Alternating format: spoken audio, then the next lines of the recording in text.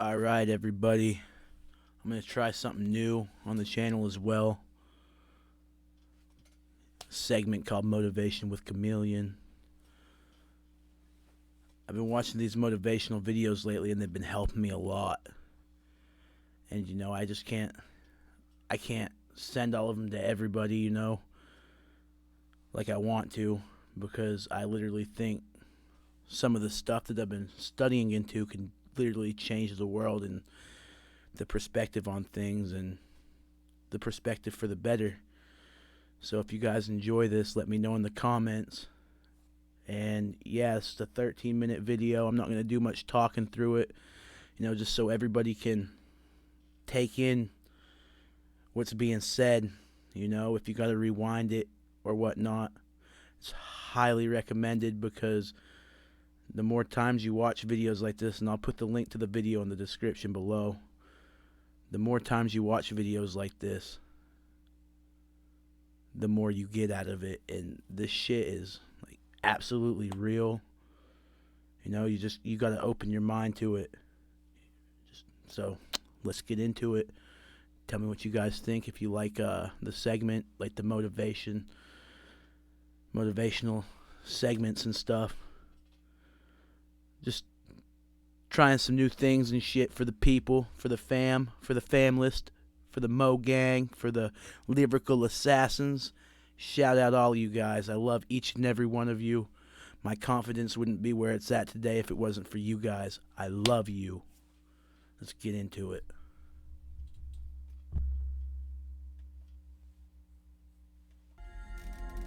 People wake up in the morning, they begin to think about their problems. Those problems are circuits of memories in the brain. Each one of those memories are connected to people and things at certain times and places. And if the brain is a record of the past, the moment they start their day, they're already thinking in the past. Each one of those memories has an emotion. Emotions are the end product of past experiences. So the moment they recall those memories of their problems, they all of a sudden feel unhappy, they feel sad, they feel pain. Now, how you think and how you feel creates your state of being. So the person's entire state of being when they start their day is in the past. So what does that mean? The familiar past will sooner or later be predictable future. So if you believe that your thoughts have something to do with your destiny, and you can't think greater than how you feel, or feelings have become the means of thinking, by very definition of emotions, you're thinking in the past. And for the most part, you're going to keep creating the same life. So then people grab their cell phone, they check their WhatsApp, they check their text, they check their emails, they check Facebook, they take a picture of their feet, they post it on Facebook, they tweet something, they do Instagram, they check the news, and now they feel really connected to everything that's known in their life. And then they go through a series of routine behaviors. They get out of bed on the same side, they go to the toilet, they get a cup of coffee, they take a shower, they get dressed, they drive to work the same way, they do the same things, they see the same people, they push the same emotional buttons, and that becomes the routine, and it becomes like a program. So now they've lost their free will to a program, and there's no unseen hand doing it to them. So when it comes time to change, the redundancy of that cycle becomes a subconscious program. So now, 95% of who we are by the time we're 35 years old is a memorized set of behaviors, emotions.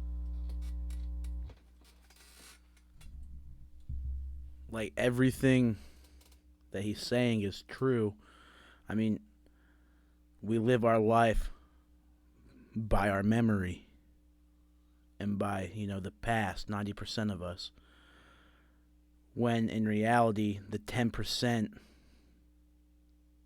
is the people like Arnold Schwarzenegger, like Denzel Washington, like Stephen Curry, like, let me think of some others, Tom Brady, Nelson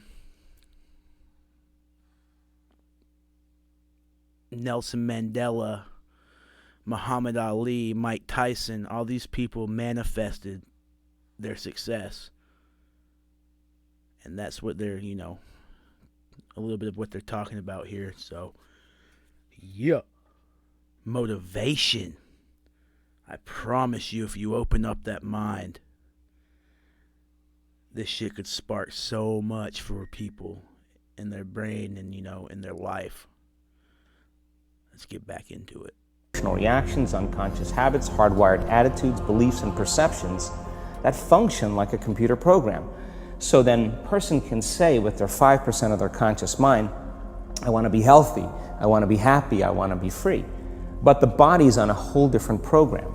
So then how do you begin to make those changes? Well, you have to get beyond the analytical mind, because what separates the conscious mind from the subconscious mind is the analytical mind. And that's where meditation comes in, because you can teach people through practice how to change their brainwaves, slow them down. And when they do that properly, they do enter the operating system where they can begin to make some really important changes. So most people then wait for crisis or trauma or disease or diagnosis. They wait for loss, some tragedy to make up their mind to change. And my message is, why wait? And you can learn and change in a state of pain and suffering, or you can learn and change in a state of joy and inspiration. And I think right now, the cool thing is that people are waking up. Most people spend 70% of their life living in survival and living in stress. So they're always anticipating the worst case scenario based on a past experience. And they're literally, out of the infinite potentials in the quantum field, they're selecting the worst possible outcome, and they're beginning to emotionally embrace it with fear. And they're conditioning their body into a state of fear. Do that enough times, the body has a panic attack without you. You can't even predict it because it's programmed subconsciously. So people become addicted to the rush of those emotions, and they use the problems and conditions in their life to reaffirm their limitation, so at least they can feel something. So now when it comes time to change, you say to the person, why are you this way? Well, every time they recall the event, they're producing the same chemistry in their brain and body as if the event is occurring, firing and wiring the same circuits and sending the same emotional signature to the body. Well, what's the relevance behind that? Well, your body is your unconscious mind. In a sense, if you're sitting down and you start thinking about some future worst case scenario that you're conjuring up in your mind, and you begin to feel the emotion of that event, your body doesn't know the difference between the event that's taking place in your world, outer world, and what. So I kind of got something to say to what he's saying here. Like, have you guys ever just sat there and thought about, like, what it would be like if your mom passed away or your dad passed away, or sat there and thought about what it would be like to not have this certain family member in your life, and then you literally almost start tearing up because of the thought of it. Like, I did it. I'm sure everybody else has, and that's what he's talking about here. Like, we literally manifest our emotions from past events. It's crazy, man. You're created by emotion or thought alone. So most people then, they're constantly reaffirming their emotional states. So when it comes time to give up that emotion, they can say, I really want to do it, but really the body is stronger than the mind because it's been conditioned that way.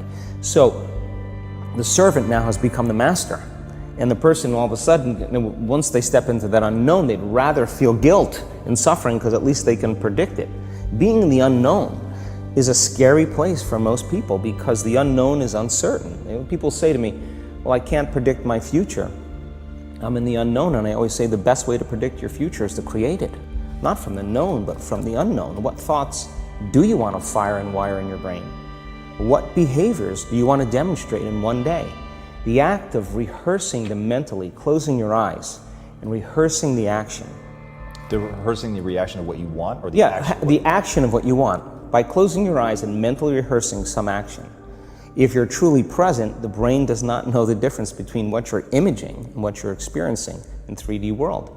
So then you begin to install the neurological hardware in your brain to look like the event has already occurred. Now, your brain is no longer a record of the past.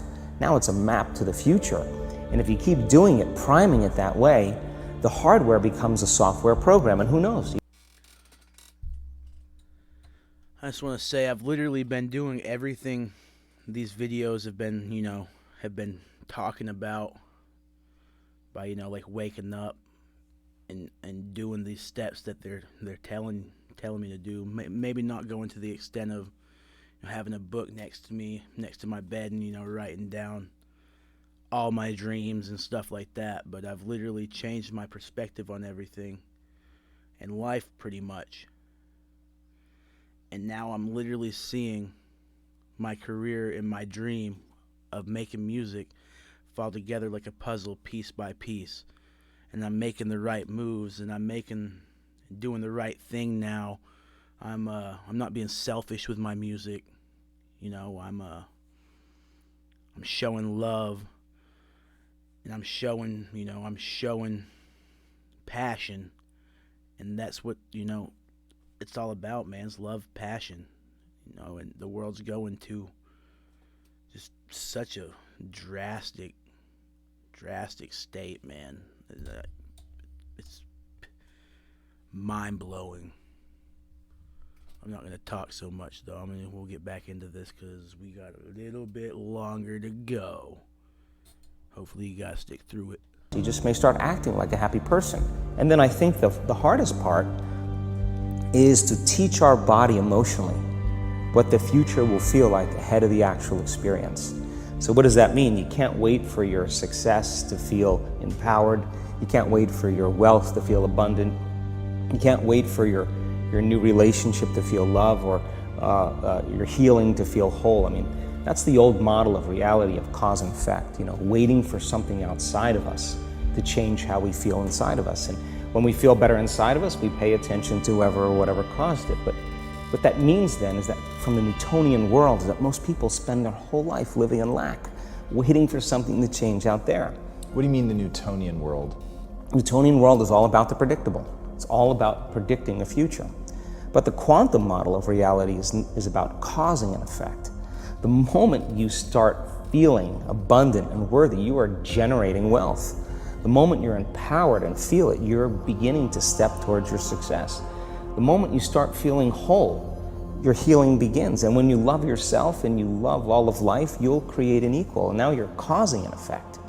And I think that's the difference between living as a victim in your world, saying, I am this way because of this person or that thing or this experience. They made me think and feel this way. When you switch that around, you become a creator of your world, and you start saying, my thinking and my feeling is changing an outcome in my life. And now that's a whole different game, and we start believing more that we're creators of reality. And most people, when they have a thought, they just think that that's the truth. And I think one of my greatest realizations in my own journey was, just because you have a thought doesn't necessarily mean it's true. So if you think 60 to 70,000 thoughts in one day, and we do, and 90% of those thoughts are the same thoughts as the day before, and you believe that your thoughts have something to do with your destiny, your life's not going to change very much, because the same thought leads to the same choice leads to the same behavior creates the same experience, and the same experience produces the same emotion. And so then the act of becoming conscious of this process, to 90% of those thoughts are the same thoughts as the day before, and you believe that your thoughts have something to do with your destiny, your life's not going to change very much, because the same thought leads to the same choice leads to the same behavior creates the same experience, and the same experience produces the same emotion.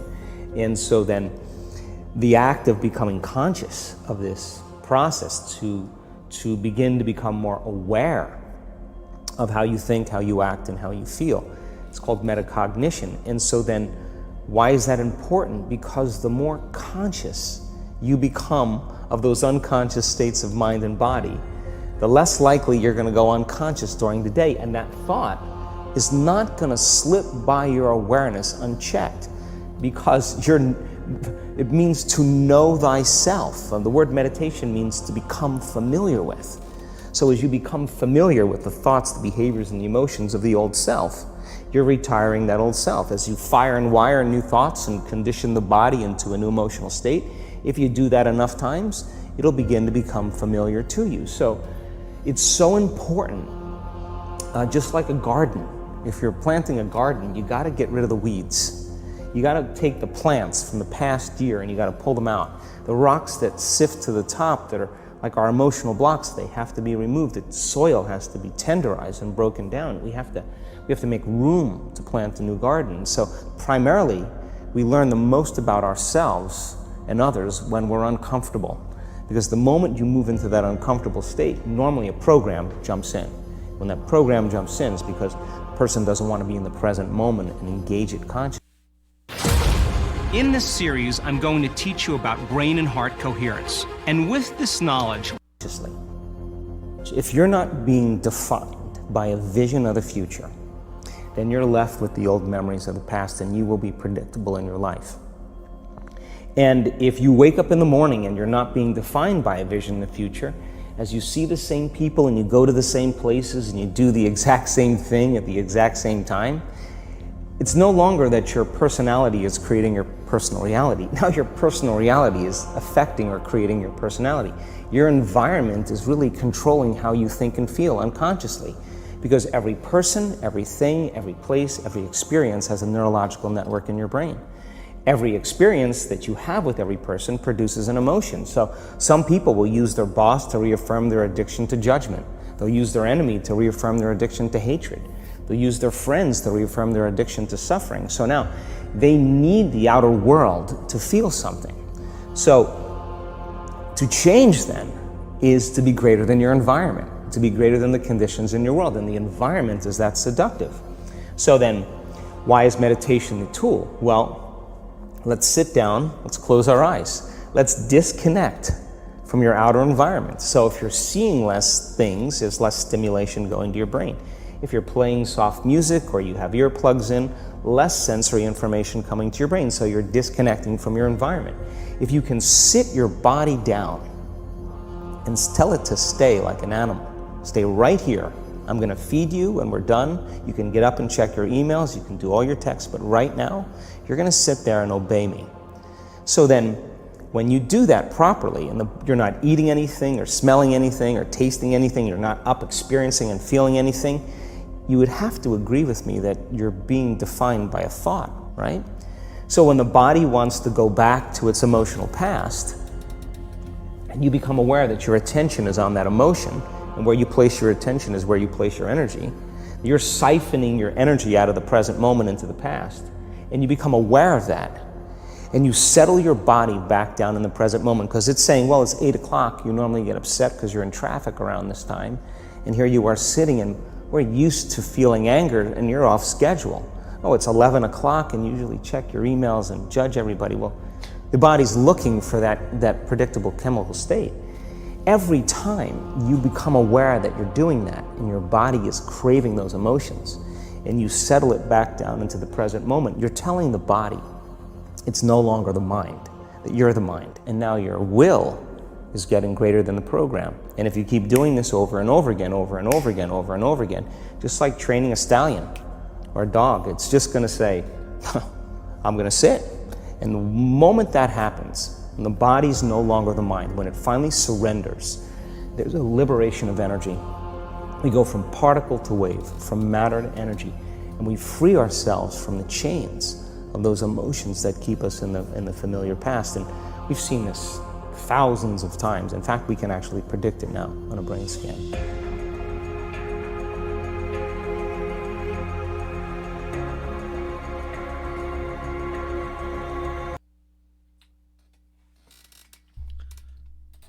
So, yeah, let me know what you guys think, man. This is some motivational shit. You know, it's the sheer true facts about how life really should be lived. I hope I don't sound crazy, but, you know, I want to get this motivation out there like I've got it, you know, and like I've felt it, and I've seen, like how I've seen everything fall together piece by piece. And it's just, it's amazing, man. And, literally when you start feeling this sense of being that they're talking about is when you'll literally start seeing everything fall together piece by piece like you want it to fall together. Yeah, this has been Motivation with CaMillioN. So let me know what you guys think, and drop a comment if you enjoyed the video. Give it a thumbs up, and I'd love to do more of these in the future. Let's see let's see what happens with this one. Much love, family. Much love, Lyrical Assassins. Much love, Analyst. All my motivations, man. Crip the Rapper. Yeah, I love all you guys. You mean the world to me. And for now, I'll see you guys later. But I'm sure I'll be back with more content very soon. Much love.